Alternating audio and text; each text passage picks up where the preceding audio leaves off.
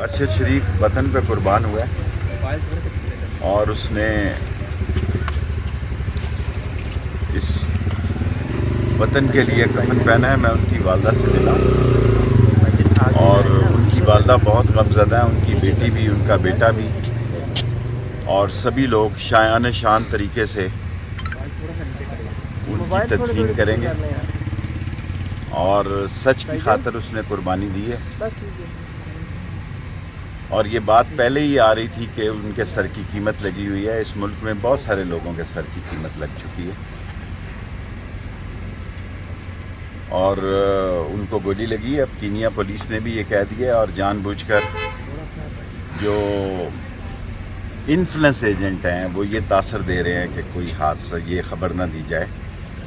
اور ارشد شریف نے جس تحقیق کے ساتھ اس ملک میں جرنلزم کیا, جتنی محنت کی, جو ڈاکومنٹ لا رہا تھا, جو مووی آ رہی تھی کرپشن پہ, اصل میں وہ اسی کے لیے کینیا گیا تھا.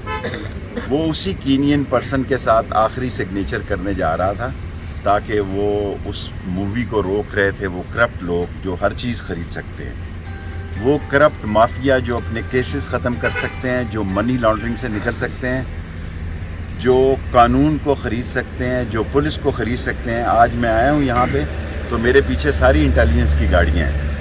آپ دیکھیں کس قدر ظلم. ساری دنیا کو میں کہنا چاہتا ہوں کہ میں لال حویلی سے نکلا ہوں, اسلام آباد میں داخل ہوا ہوں.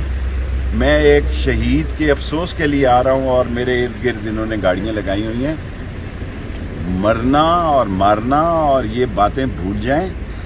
اللہ بہت بڑا ہے, ان کی شکست قریب ہے. یہ شکست کھائیں گے اور یہ منہ کے بل گریں گے, اور یہ جو پلانٹڈ لوگ لائے گئے ہیں جنہوں نے یہ پلان کیا وہ بھی رسوا ہوں گے, اور قیامت تک ارشد شریف کا نام زندہ رہے. سر قیمت لگانے والے کون ہیں سر؟ سب کو پتہ ہے.